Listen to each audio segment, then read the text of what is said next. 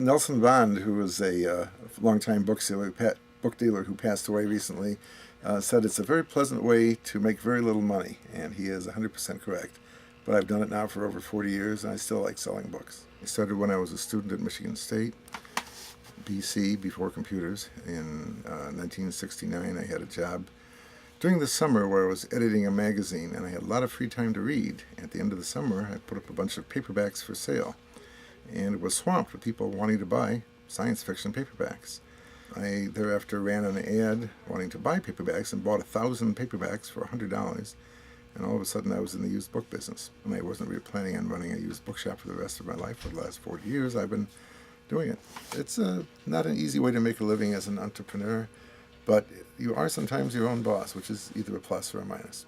Economically, these are tough times for everybody, and it's a challenge now because there's more competition than ever before. There are more places where people can order books online, and much more competition, both buying and selling. Well, I think we have better quality than many of the places that do, although it's hard to say because I don't go visiting a lot of bookshops, but what I've been told from the customers who do, you don't have to sort through a lot of junk to find the good stuff like you frequently do at some places. We're not a flea market. We're not going to find books for a dime. We do have 50-cent books out front. We also have rather expensive books. We have some interesting older comics from the 40s and 50s and 60s. We have one of the things we do specialize in is science fiction paperbacks. We have over 5,000 of those. Our books are organized. We have different sections and try to be alphabetical within the sections. On our second floor, we have sports, movie, entertainment, rock and roll, and anime material. In our basement, we have 10,000 vintage magazines, including Life and Time and a wide variety of different other magazines. There's foreign language books and religious books, science fiction, pulps, and vintage paperbacks back to the 40s. We have true crime and journalism and westerns and horror and a lot of travel books and many other things downstairs. On the ground floor, we have science fiction and mysteries, and literature, a lot of nonfiction, all the ologies, science, a large section of children's books. Behind the counters, we have rare books, including a first edition of Dracula. We have a website, we have a Facebook page, we have a blog, so we are doing that more ourselves as well. We've been at this location since 1973, so not only do I get new customers coming in who can find us rather easily, I'm getting people who say, oh, gee, this was here when I went to school. I like being in downtown East Lansing. I think it is a good location for people who are starting business. So we'd like to invite everybody to stop on down to downtown East Lansing and visit us and lots of the other wonderful shops.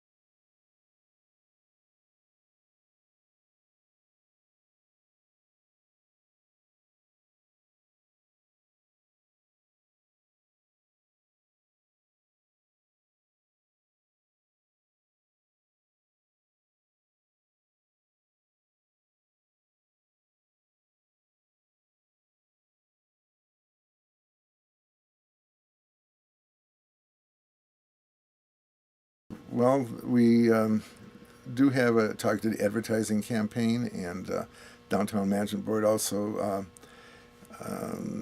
arranges for splitting some of the costs of some of the advertising. They do co-op ads. We have a forthcoming television ad that we probably wouldn't have done if the city of East Lansing hadn't agreed to split the costs to a limited extent. So that's one of the things that they are doing. For the Winterfest and for some of the other music festivals, they help contribute. The Downtown Management Board gets money from the tenants and the building owners and uses that money to apply towards marketing. And so they're trying to get more people into downtown East Lansing, and I think they're doing a good job. It's a challenge because they're legitimate concerns, and there's also a limitation as to what type of things we have. But it does. East Lansing does have a wide selection of businesses and a lot of good restaurants and a number of interesting places to go and visit, from art galleries to bookshops to jewelry stores and various other places in East Lansing that are interesting places to visit.